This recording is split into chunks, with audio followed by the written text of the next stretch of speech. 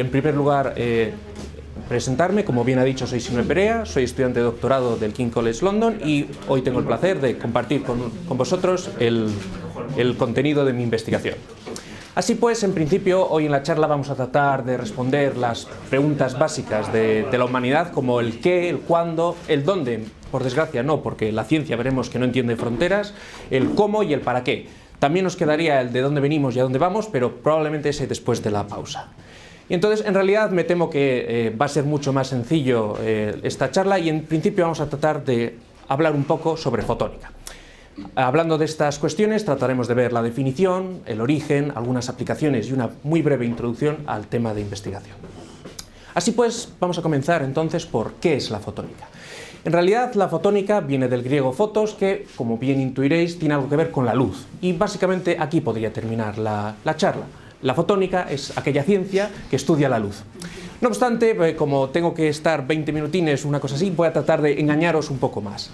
Y en principio vamos a ver un poco como el cuándo. Si bien pensamos que esto, si viene del griego, tiene que ser bastante antiguo, lo cierto es que el término fotónica per se fue un neologismo acuñado en la década de los 60, más bien por la Academia Francesa y por este buen hombre Pierre Aygrain, y realmente nace en un momento de la historia bastante particular en donde se dio un cóctel de situaciones que dio lugar a esta rama de la física que es la fotónica. En particular fue gracias al desarrollo de la física, de la química y de las herramientas matemáticas, así como un buen procesamiento de la tecnología y la ingeniería disponible en la época. Así pues, vamos a tratar distintas ramas del conocimiento que se van a ver mezcladas y nos van a dar lugar a esto de la fotónica, y con ello vamos a pasar entonces al cómo.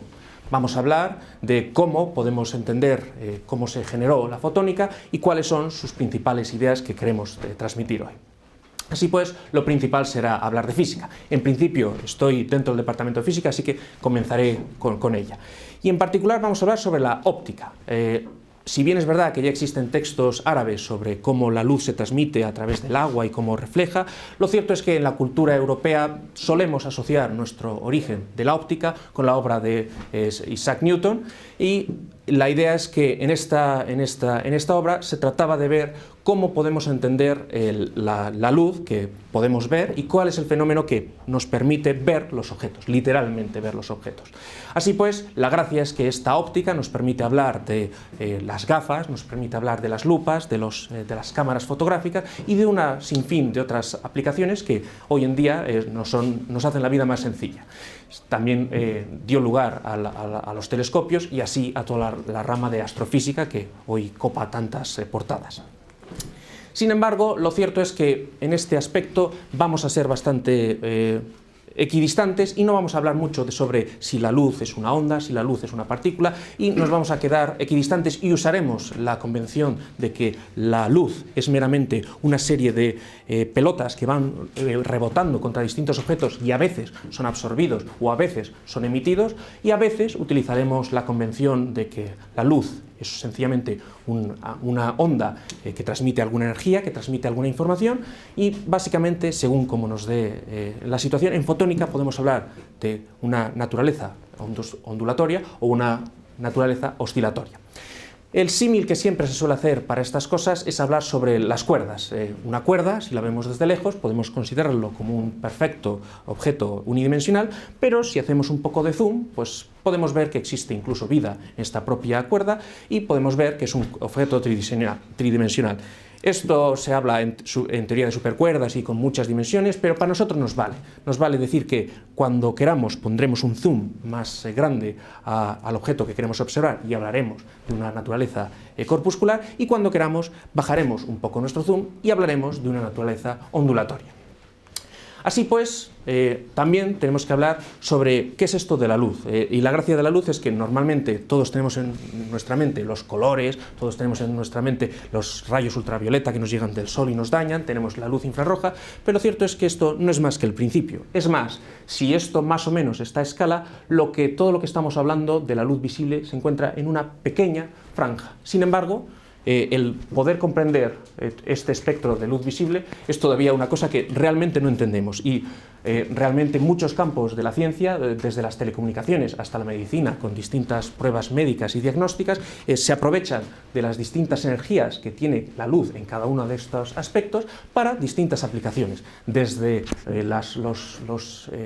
la luz con más energía para cuestiones de física de partículas y cosas sofisticadas sobre la radiación de nuestro universo, hasta cosas más del día a día, como ingeniería de telecomunicaciones, y que podamos mandar el WhatsApp a las 12 de la noche a casa, por ejemplo. Y básicamente la idea que tenemos que llevarnos en el bolsillo cuando hablamos de la luz es que podemos hablar que realmente nuestra fuente de luz emite una serie de pequeñas partículas, que son los fotones, que van rebotando con los distintos objetos de una habitación o de un instrumento, y algunos nos llegan a nuestros ojos y algunos se ven rebotados. Y básicamente, a través de esta imagen, podemos hacernos toda la idea de lo que va en la fotónica. Si bien es verdad que habrá unas cosas más sofisticadas, pero básicamente con la idea de pequeñas pelotitas que van lanzándose desde la fuente de luz hasta el objeto que queremos ver, podemos hacer un recorrido por toda esta rama del conocimiento. Y así pues, si esta cosa es tan sencilla, la verdad es que podemos engañar un poco a nuestro cerebro. Si bien es verdad que cuando ponemos un espejo, nuestra mano está con nosotros y no está dentro del espejo, como con Alicia en el País de las Maravillas, o cuando vemos un pez dentro del agua, pues suponemos que está en una cierta posición, pero lo cierto es que la luz nos hace parecer como que la mano entrara desde el espejo, o que el pez está realmente más cerca de lo que está. Un ejemplo bastante interesante es que la luz es bastante ciega, en el sentido de que la luz no se preocupa sobre la temperatura que tiene el material, la luz no se preocupa sobre el estado material que tiene el material, no se preocupa sobre otras propiedades como cuáles son sus sentimientos, cuál es la religión de nuestro material, y lo cierto es que únicamente se preocupa por un solo parámetro. Es el único que nos interesa cuando hablamos de cómo se transmite la luz en un material. Y ese mágico parámetro es el índice de refracción, que básicamente nos dice cómo de rápido se transmite la luz dentro de ese material. Lo denotamos con la letra N y veremos que nos aparecerá a lo largo de esta charla. En principio, este es el responsable de que veamos esa inclinación cuando vemos un lápiz dentro del agua, y realmente tiene cosas interesantes. Como hablábamos, cuando introducimos un cierto objeto dentro del agua, pues en principio espero que veáis que se curva un poco, aunque no será muy grande el efecto, y solamente cambiando por el material podemos obtener cosas bastante sofisticadas.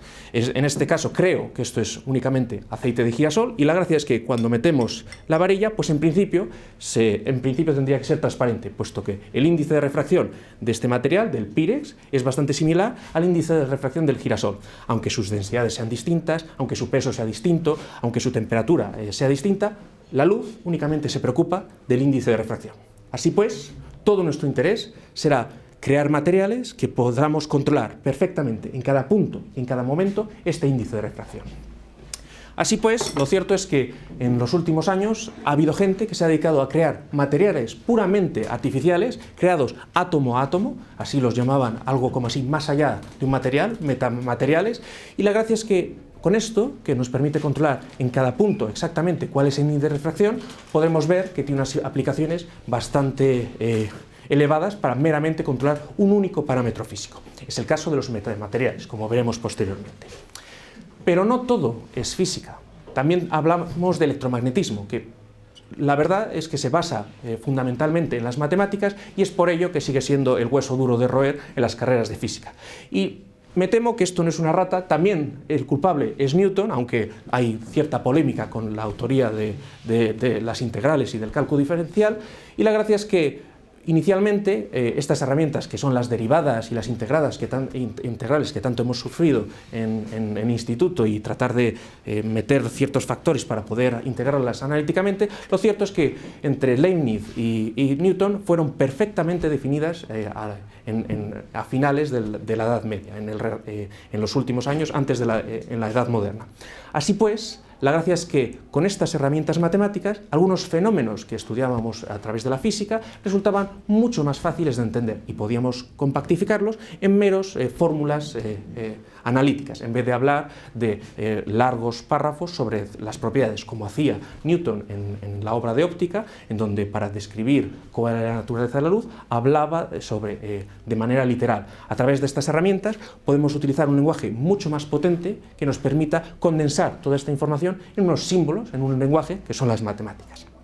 Así pues, a través de este lenguaje, lo cierto es que podemos modelizar cosas que funcionan en nuestro entorno.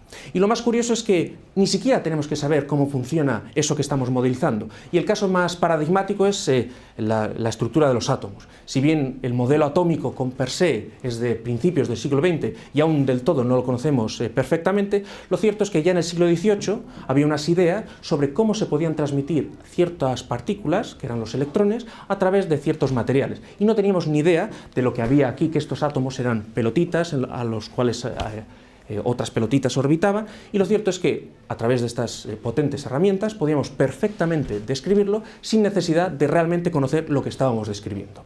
Y lo cierto es que esto de la electricidad no es más que ciertos electrones que no tienen mucho apego por el átomo al que pertenecen, van saltando de átomo en átomo, se llaman los electrones de conducción, y esto da lugar al fenómeno de electricidad.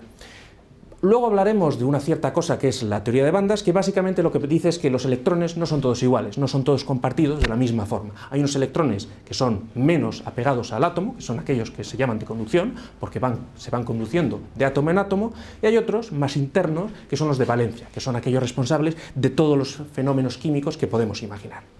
Y lo cierto es que, aunque no tuviéramos ni idea de esta estructura atómica, ya Volta, creo que en el siglo XVII, una cosa así, era capaz de describir estos fenómenos y utilizando ecuaciones, y ni siquiera sabía lo que estaba viendo. Así, hemos hablado de electricidad, pero también podemos hablar de magnetismo. Cuando hablamos de magnetismo, lo primero que se nos viene a la cabeza son los imanes, y lo cierto es que básicamente esto es todas las reglas de juego. El magnetismo viene de los antiguos griegos, de la isla de Magnesia, que se encontraba en la región de Tesalia, y lo cierto es que la evolución del magnetismo siempre ha ido a la cola de la electricidad, y veremos cuál es el motivo de esta cosa. Sin embargo, en la época moderna fueron varios los científicos que empezaron a descubrir que, oye, esto de la electricidad y esto del magnetismo a veces sí que se discuten entre ellos y hay fenómenos en los que electricidad y magnetismo se establecen de manera recíproca. Hablamos de matemáticos, químicos y físicos que descubrían que cuando hacíamos variar un cierto campo eléctrico, el campo magnético aparecía. Cuando hacíamos variar un cierto campo magnético, un campo eléctrico aparecía. Y lo cierto es que la interrelación de estos parámetros no fue del todo conglomerada en una sola teoría hasta finales del siglo XIX. Hemos visto que ya han pasado casi 3 siglos de ensayo y error en una serie de ecuaciones que gracias al cálculo se expresaban de una forma no diría compacta, pero sí analítica, de las cuales no tenemos ningún interés, pero fue Maxwell, que tenía formación matemática, el cual, a través de las nuevas herramientas, otra vez de las matemáticas, sobre cálculo tensorial, cálculo vectorial, rotacionales y divergencias, logró condensar todas estas ideas dispersas de distintos científicos en una teoría unificada a través de las matemáticas. Y nuevamente no estoy interesado en las ecuaciones, únicamente en lo que estoy interesado es que si representamos la letra E como el campo eléctrico y la letra B como el campo magnético, lo cierto es que vemos que están íntimamente relacionados. Podríamos decir que son como una pareja que ya lleva bastantes años, en los que una vez que aparece uno, entonces el otro tiene que aparecer de la misma forma. Si vemos que aquí hay un puntito que significa cierta cosa en matemáticas, entonces si el campo eléctrico aparece, el campo magnético también aparece. Y si el campo eléctrico tiene otra propiedad, pues entonces el campo magnético aparece nuevamente. Esto a Maxwell en particular no le parecía del todo atractivo, puesto que trataba de decir, oye, me gustaría entender únicamente el electromagnetismo per se, la electricidad per se, y me gustaría entender el magnetismo per se. Y trató de desenvolver estas dos magnitudes y lo trató fuertemente. Y para ello, permitidme que haga un pequeño paréntesis y me gustaría introducir algo que se llama la ecuación de ondas. Básicamente nos permite entender cómo se mueve algo a través de un medio. Si la magnitud que queremos entender se llama U, todo aquello que verifique esta ecuación se llama que es una onda. Y lo cierto es que Maxwell, tratando de desentrelazar estas ecuaciones, descubrió que, oye, el campo eléctrico solo reúne las condiciones de una ecuación de ondas. El campo magnético solo reúne las condiciones de una ecuación de ondas. Y lo peor de todo es que no podemos en ningún momento desenvolver estos dos campos. Y lo cierto es que descubrió que en realidad la onda, la luz, era una onda que además se transmitía a la velocidad de la luz, lo cual tiene algo de sentido y por eso lo llamamos velocidad de la luz. Y tenemos una pregunta que es, bien, nuestros dispositivos electrónicos funcionan muy bien, son muy rápidos, pero ¿por qué no hablamos de algo que es la magnetosidad? ¿Por qué no tenemos aparatos que funcionen con magnetismo en vez de con electricidad? Si están tan relacionados, esperamos que cuando aparezca uno, aparezca el otro. Pues la culpa de esto lo tiene la velocidad de transmisión. Esta C que nos hace ver cómo de rápido se transmite la luz, hace que todas las magnitudes relacionadas con la electricidad sean C veces más grandes que las relacionadas con el magnetismo. Por ello, todos los fenómenos que tratamos de observar, el campo magnético existe, pero es C veces más pequeño que las cuestiones eléctricas y por tanto no podemos verlo a simple vista. Y nuevamente vemos aquí que aparece nuestro mágico índice de refracción, que lo que nos dice, insisto, es la velocidad a la cual se transmite en nuestro material la luz. Y así pues hemos visto física, hemos visto matemáticas, pero también tenemos que ver química. Y lo cierto es que el culpable de esto es el físico Richard Feynman, quien en su lectura, en su discurso de los años 60, dijo algo así como, todavía existe mucho espacio ahí debajo. Y lo que trataba de decir es que con las nuevas tecnologías que teníamos para construir átomos, materiales átomo a átomo, se trataba de decir que estos átomos iban a obedecer las leyes, pero al ser tan reducida la escala, iban a aparecer fenómenos que no íbamos a lograr entender. Y lo cierto es que esta idea tampoco era nueva. Ya Galileo, en la época, en el Renacimiento italiano, aparte de ver que el péndulo del batistero no oscilaba dependiendo de la masa que se colgaba, empezó a ver que, se preguntó, ¿y las personas que me rodean por qué tienen esta estatura? ¿Por qué miden estos 2 metros y no medimos 30 metros? ¿O por qué no medimos 10 centímetros? Y lo cierto es que llegó a una conclusión que, existe un cierto compromiso entre la masa de nuestro cuerpo y las cosas que puede realizar nuestro cuerpo. Actualmente se llama esa ley la ley cubo cuadrado y lo que nos viene a decir es que, si nuestra fuerza es proporcional a la superficie de nuestros músculos y nuestro peso es proporcional a nuestro volumen, ergo a una dimensión tridimensional, resulta ser que estos metro algo que solemos medir es justamente el punto en el que estas dos magnitudes encuentran un equilibrio. Si fuéramos mucho más grandes, el propio peso de nuestro cuerpo nos aplastaría y si fuéramos mucho más pequeños, entonces nuestra fuerza sería colosal. Esto se vio más fundamentado a principios del siglo XX y fue expandido por biólogos y nos permitió descubrir y entender por qué cuando hablamos de insectos, estos son capaces de levantar varias veces su peso sin ningún esfuerzo. Es más, también nos permite entender cómo estos insectos son capaces de trepar paredes que aparentemente son bastante pulidas y esto es debido a que su tamaño es tan diminuto y tiene una serie de rugosidades que están a una escala tan pequeña que pueden adherirse a cualquier pequeño resquicio de una superficie que nosotros consideramos llana.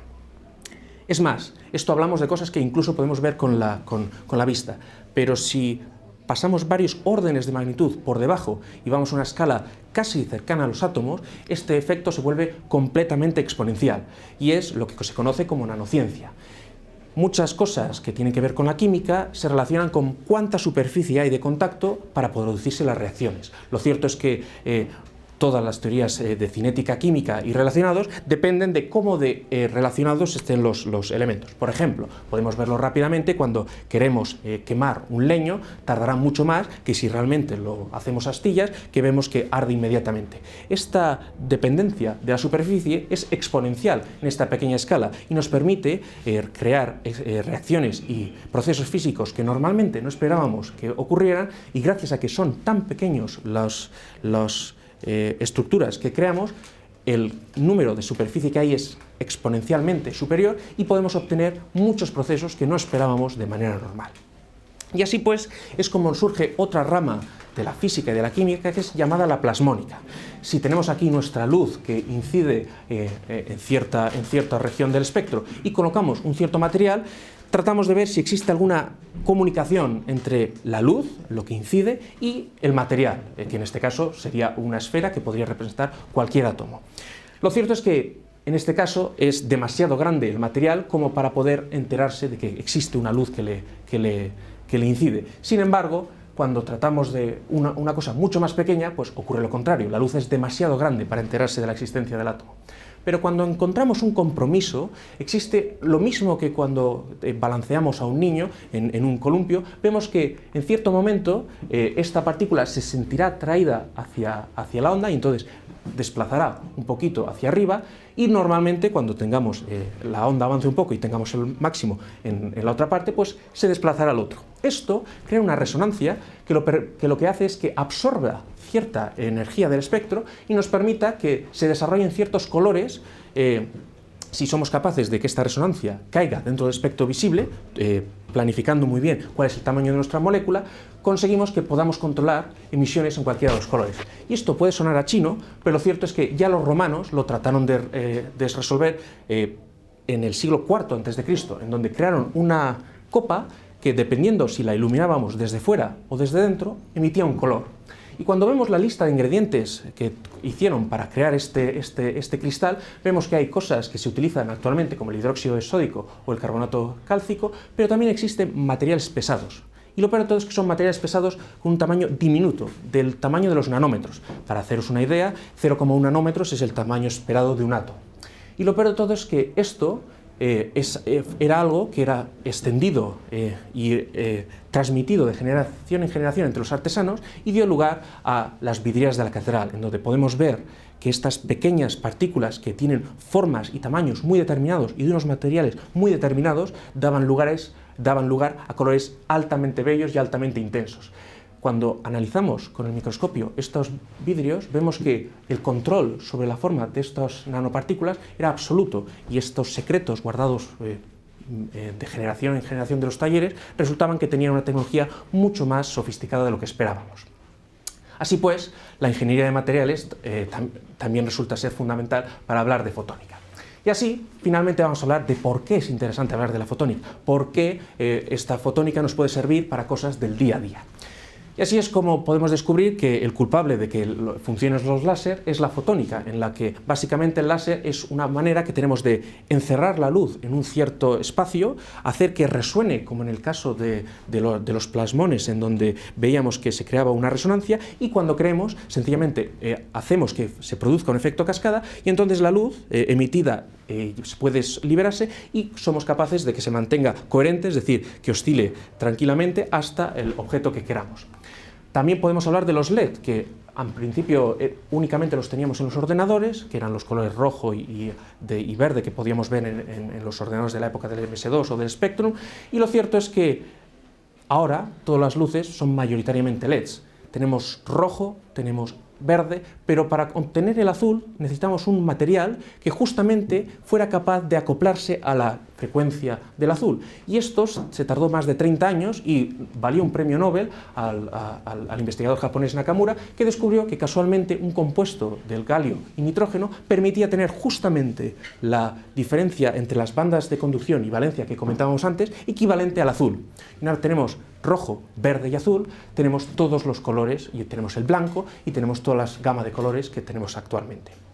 Y es más, cuando seguimos jugando con la luz y la forzamos a que juegue en laberintos, tenemos algo que se llama los cristales fotónicos, en donde la luz se ve atrapada y tiene que jugar a nuestras normas y podemos obtener efectos extraordinarios. Nos creemos bastante sofisticados al realizar esto, pero las mariposas ya tenían estas estructuras de tamaños cercanos al tamaño de la luz visible, y descubrimos que realmente no inventamos nada, sino realmente lo que hicimos fue descubrirlo nuevamente. Por último, hablando de las comunicaciones, lo cierto es que ahora todos tratamos de tener la fibra óptica en lugar del cobre o del ADSL. El ADSL era algo basado en la electricidad, y esto de la fibra óptica es algo basado en la fotónica, en la luz. Y las ventajas que tiene es que con electrónica teníamos un crecimiento exponencial, esto es lo que se llama la ley de Moore, que podíamos hacer cada vez los aparatos más y más pequeños y más rápidos, pero empezamos a ver que esto se estanca, y la fotónica puede ser una alternativa bastante viable, puesto que sus velocidades de procesamiento son mucho más rápidos y podemos aprovechar todas las plantas de silicio que teníamos construidas para poder construir circuitos que en vez de ser electrónicos sean ópticos. Finalmente, todavía no existe un dispositivo meramente óptico, pero ya existen casos de dispositivos on-chip, es decir, que son válidos por sí mismos, que funcionan con una mezcla de electricidad y de óptica. Finalmente, con esto de los metamateriales existe una posibilidad que es unas capas de invisibilidad que nos permiten ocultar ciertos objetos que se encuentran entre lentes para ciertos ángulos de visión. Y es más, tuneando y controlando punto por punto índices de refracción de un cierto material, podemos ser capaces de ocultar materiales que se encuentren aquí dentro y que la luz pueda, a partir de aquí, parecer que no ha atravesado este objeto, pudiendo esconder cualquier objeto que queramos dentro del mismo. Y finalmente me gustaría introducir lo que hago al grupo de investigación en lo que pertenezco, en el que en vez de hablar de fotónica, hablamos de nanofotónica. Para poner un ejemplo, si esta bombilla tiene el tamaño de la Catedral de Burgos, lo cierto es que esta estructura que podemos ver aquí sería más pequeño que un grano de sal en esta catedral. Y lo cierto es que jugamos con la luz en estas pequeñas escalas y tratamos de controlarla direccionalmente, es decir, a través de excitaciones electrónicas, con electrones, tratamos de controlar que la luz vaya a izquierda o a derecha. Con esto podríamos crear dispositivos meramente ópticos, a salvedad de la excitación inicial, que es electrónica, y crear a partir del mismo dispositivos de puertas lógicas construidos únicamente con luz, que funcionaran únicamente con fotones y no necesitaran de conectarse a ninguna batería. Finalmente, ya por último, la última idea en la que estamos trabajando actualmente es un material en el cual podemos crear una pequeña superficie creada en el laboratorio que se pueda colocar en un material que normalmente es opaco y podamos ver a través de él. En principio se podría utilizar para fines malvados como tratar de ver a través de cajas fuertes, pero lo cierto es que también tiene realmente aplicaciones para la vida cotidiana, como son poderlo colocar en la pared y, como el sonido también es una onda, obedece las mismas ecuaciones, poderlo colocar delante de la pared y poder demostrar que las paredes tienen oídos. O es más, hablando de terapias de curación para la piel y para tratar células cancerígenas, podríamos colocar este material encima de nuestra piel y podríamos conseguir quemar directamente células dentro de nuestro organismo sin afectar la piel. Lo cierto es que tendríamos que activarlas a través de colocarle alguno de estos procesos químicos para saber cuál es nuestro objetivo, pero a través de esta ingeniería del rayo de luz que emitimos podríamos conseguir introducir dentro de un material que normalmente es opaco luz y con ello poder quemar a placer células que pudieran ser cancerígenas. Así pues, me gustaría agradecer al equipo de Londres en el que estamos desarrollando esta teoría y muchísimas gracias a ustedes por su presencia hoy aquí. Muchas gracias.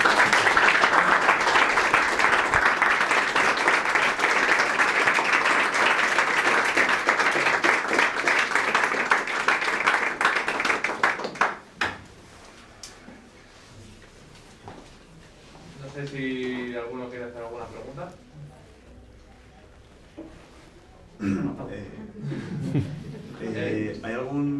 Me ha dado mucha curiosidad lo de los ordenadores que vayan por luz en vez de electricidad, y mi pregunta es si hay algún procesador ya en el mundo que funcione con luz en vez de con electricidad. Me encantaría que la respuesta de que si existe un ordenador completamente hecho por luz fuera cierto, pero la pena es que todavía está en desarrollo. Es decir, ahora estamos muy contentos porque hemos descubierto esto de la cuántica y los ordenadores cuánticos, y entonces se está poniendo todo el esfuerzo en sustituir los electrones por fotones, pero en lugar de luz que sean cuánticos, es decir, que podamos, en vez de hablar de posiciones de sí o no, electricidad o no electricidad, de saber en qué posición está este fotón, es decir, si está inclinado 20 grados, si está inclinado 30 grados, somos capaces de medir eso y con eso construimos eso que se llama un qubit.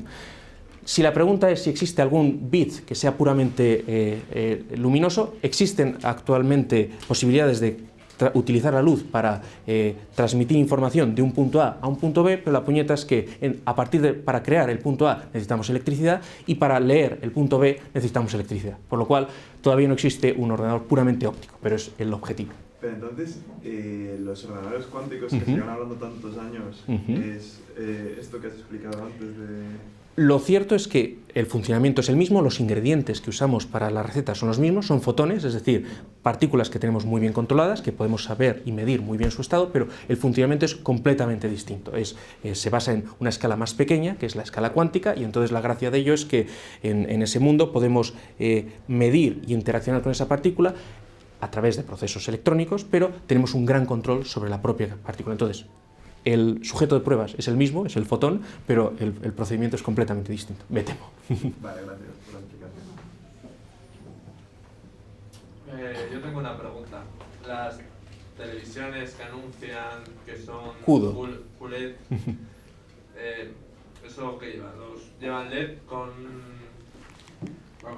un tamaño de partícula del orden de nanómetros, ¿no?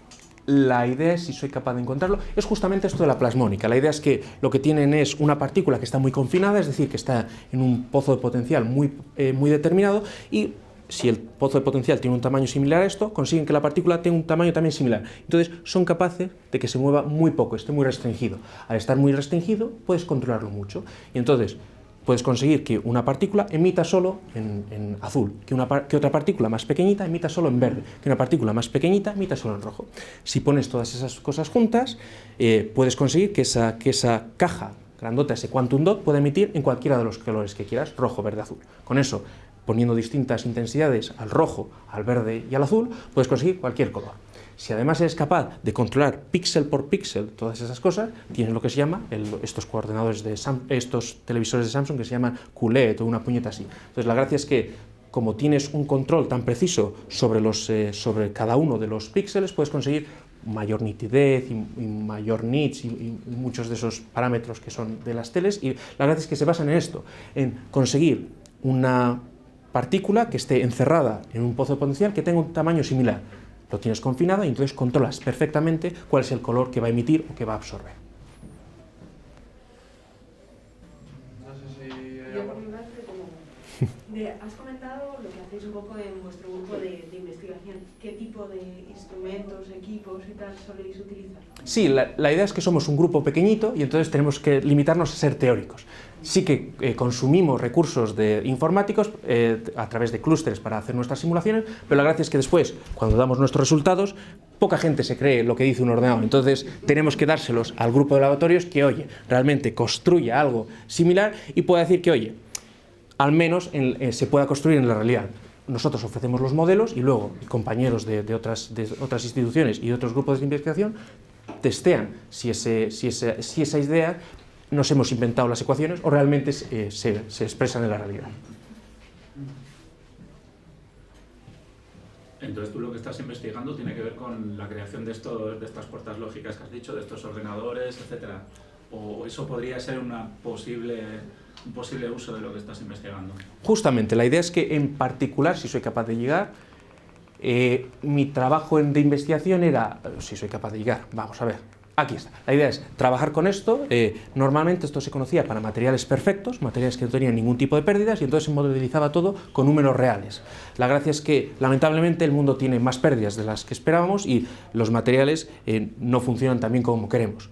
No se había investigado sobre si estas ideas eran robustas frente a las pérdidas, y lo que hice en mi caso era demostrar que todos estos fenómenos de, oye, si yo muevo la cosa electrónica hacia la derecha, se va hacia la derecha, y si yo muevo la cosa hacia la izquierda, se mueve hacia la izquierda, también funcionaba con materiales con pérdidas. El formalismo matemático era robusto ante estas pérdidas. Una vez que estábamos contentos con eso, dijimos, vale, se puede aplicar estas ideas que en principio eran solamente teóricas a materiales reales que tuvieran pérdidas. Y el siguiente paso fue, oye, y si ponemos un emisor arriba y un emisor abajo, podemos obtener procesos en los que obtengamos distintas señales de salida que se asemejan a una puerta lógica. Y una puerta lógica, si consigues que sea universal, pues puedes pegar muchas de ellas juntas y obtener cualquier procesador lógico que quieras. Procesador, por ejemplo. Justamente, así es. Transistor. La gracia es que los transistores funcionan con una corriente enorme de electrones que eres capaz de controlarla con una corriente un poquito más pequeña de electrones.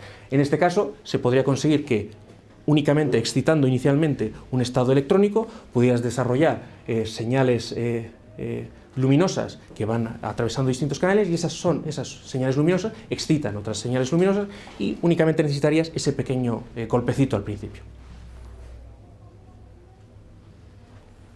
¿Cuánto tiempo va a pasar hasta que veamos en la práctica eso que has dicho de...? Pues es una muy buena pregunta porque las cosas de la ciencia suelen ir muy despacio. Sí es verdad que os he hablado de algunas ideas que venían siendo desde hace 20 siglos y se han aplicado más recientemente, y lo cierto es que la ciencia otra cosa no tendrá, pero paciencia tiene mucha.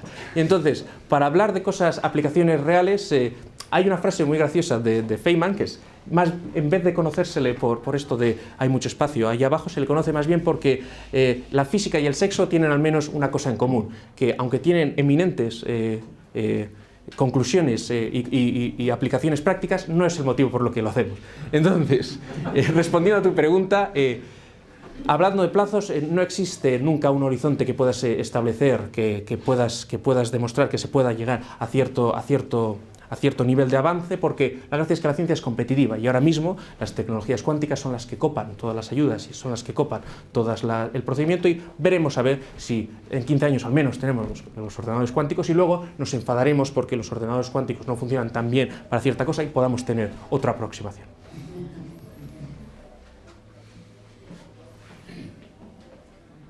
Yo tengo una última pregunta. Para hablarnos del tamaño con el que trabajas en la nanofotónica, nos ha puesto usted una comparación entre la bombilla que trae el evolución, ¿no es así? Bien, le quería preguntar si después de la charla me va a devolver la bombilla porque me ha dejado su en el baño. Espero que sí, porque también lo usaré.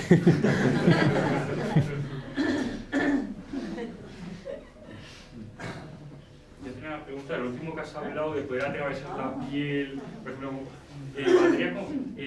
esa técnica que hablas, ¿vale para una luz de cualquier longitud de onda o tiene que tener ciertas características? Hay muchos truquitos con eso, porque la idea es que la ventaja que tienen las ecuaciones de Maxwell es que son locales y que no dependen de la magnitud. Entonces puedes planificar todas las cosas para la longitud que quieras. Sin embargo, hay otras cuestiones. Por ejemplo, el problema de si soy capaz de llegar, el problema de esta situación en la que tú colocas una lámina encima de tu piel y eres capaz de olvidarte de la epidermis y llegar directamente a la zona en donde se desarrolla el cáncer. La gracia que tienes es que, aparte de que tengas pérdidas por el propio material de la piel, tienes una cosa que es el scattering, que se produce ciertos rebotes aleatorios y eso dificulta el proceso. Sin embargo, actualmente existen dispositivos comerciales en donde tú puedes inmediatamente mandar un rayo inicial que analice el trozo de piel al que quieres analizar y te devuelva cuál tiene que ser la incidencia para poder atravesar lo máximo posible ese trozo de piel. Una vez tienes eso, si añades este tipo de metasuperficies, puedes controlar perfectamente dónde quieres que se produzca el pico de intensidad y dónde quieres que se produzcan los mínimos. Preparando este rayo exótico puedes olvidarte de la parte de la epidermis y llegar directamente al problema. Sin embargo, el problema que tiene esto es que estas cosas son nanofotónicas, es decir, tiene que ser dentro del campo cercano y por tanto estas cosas son dentro de ciertos números de números de onda, es decir, puede utilizarse para al menos 10 lambdas o una cosa proporcional a una docena de longitudes de onda. Ergo, si queremos atravesar la epidermis, que ahora me vas a pillar porque no sé cuánto es la longitud, sencillamente tienes que crear tu nanoestructura, tu metasuperficie, justamente para que 10 veces tu longitud de onda cae justamente al trozo que tiene la epidermis. Entonces, vale para cualquier longitud de onda, pero al ser nanofotónica tienes que tenerlo en el campo cercano y el trozo que quieres olvidarte, el trozo en el que quieres hacer la ingeniería, tiene que ser de entre 5 y 10 longitudes de onda. Por lo tanto, está limitado a la longitud de onda que quieras utilizar para poder atravesar esa piel. Vale, entonces, lo único, te liberarías del problema de atravesar la epidermis, pero si el problema al que quieres llegar con esta luz es muy profundo, no podría... Todo el resto de músculo, eso no podrías evitarlo, ¿no? El truquito es esto de la fotónica. La gracia que tienes, hay mucha rama de investigación en biofotónica. Si es capaz de selectivamente acoplar pelotitas normalmente suele ser de metales pesados, de oro o de plata, a estas células cancerígenas, la gracia es que puedes atacar solamente a las partículas que tengan cierto tamaño. porque eres capaz de excitar estos plasmones, esta resonancia de plasmones de superficie solamente a ese tamaño. Y si eres capaz de atacar únicamente a las células cancerígenas que tengan un cierto tamaño, puedes planificar e introducir esos activadores para que lleguen solo a las partículas cancerígenas, y entonces puedes olvidarte de todo el músculo, porque espero que los tamaños sean distintos, y solo ataca a partículas que tengan cierto tamaño. Si les añades esos resonantes plasmónicos, solo esas partículas que tengan ese tamaño sean aquellas que hayan captado una cosa cancerígena. Entonces esa es la gracia.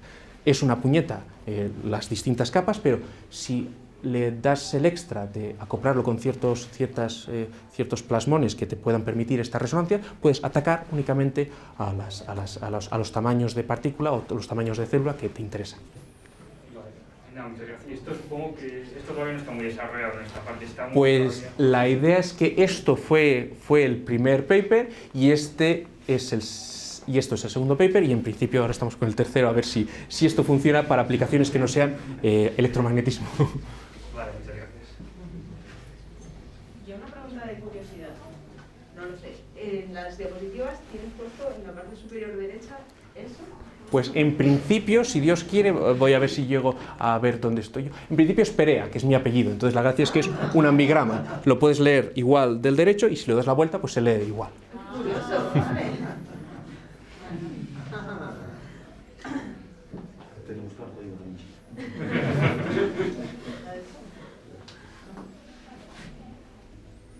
¿Hay alguna pregunta más por ahí?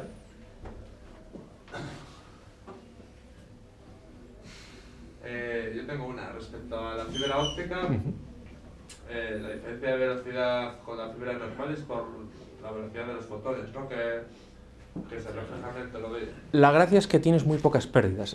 La puñeta de los electrones es que a veces esos electrones que son de conducción deciden que no tienen el día bueno y se convierten en electrones de valencia, porque en los semiconductores ese saltito que hay entre banda de conducción y banda de valencia no es tan grande, y entonces se producen pérdidas y entonces se calientan las cosas, los cables de electricidad sabemos que se calientan. Sin embargo, la gracia que tiene la fibra óptica es que castigas a la luz en estar en esas fibras ópticas que están perfectamente diseñadas para que solo puedan viajar hacia adelante, y no tienes pérdidas, y entonces puedes conseguir muchísima más velocidad de transmisión porque la luz no tiene otra puñeta que transmitir información.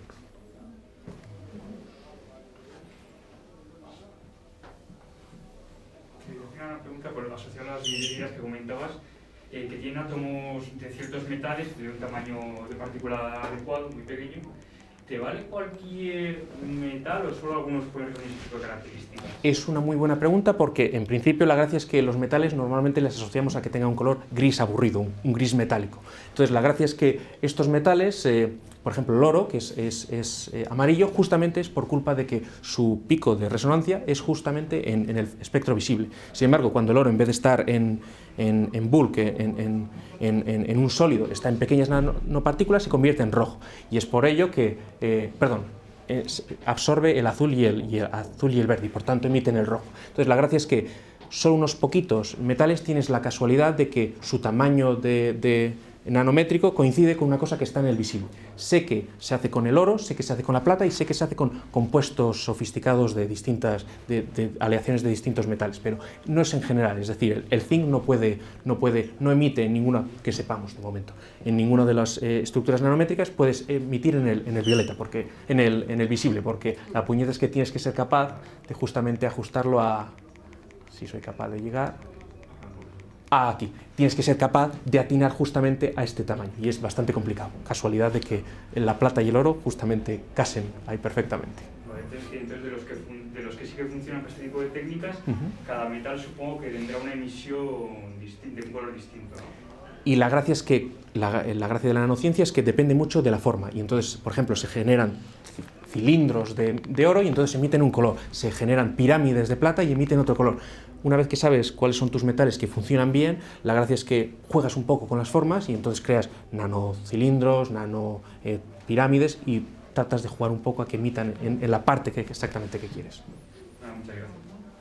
Y en términos de reproducibilidad, ¿cómo de reproducible es crear siempre la misma partícula con la misma forma y el mismo está mal? Pues eso es una pregunta que valdría millones de dinares o lo que fuera en la época medieval, porque eran los secretos que se llevaban de un artesano al siguiente, pero lo cierto es que ahora, con los procedimientos estándar de la nanociencia, a partir de los años 70, todos los procedimientos son estándar y son una cadena muy larga de procesos químicos, pero que está bastante determinado.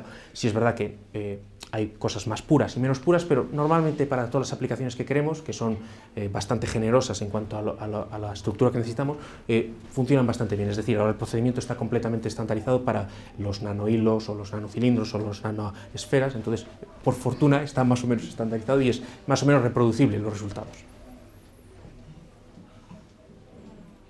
¿Y cómo se construyen esas estructuras? Pues no lo sé muy bien porque soy de la parte teórica, pero sin embargo la idea es que básicamente lo que haces es preparas una cierta solución y entonces metes tu metal que quieres activarlo y entonces luego le generas le introduces otra serie de catalizadores que te permite que los metales se hagan grumitos y luego le empiezas a atacar con procedimientos químicos y entonces empiezas a poder generar la estructura que tú quieras. Y creo que es también con resinas, es decir, tú creas como una máscara, luego tú colocas tu máscara y entonces las partículas del metal no tienen más remedio que quedarse justamente en los huecos que deja la máscara y entonces luego quitas la resina y te queda justamente la estructura nanométrica que tú querías. Entonces hay una serie de infinidad de procesos químicos que tratan esas cosas con más detalle.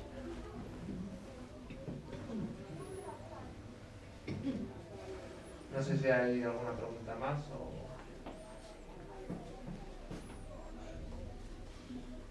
Bueno, pues demos un fuerte aplauso.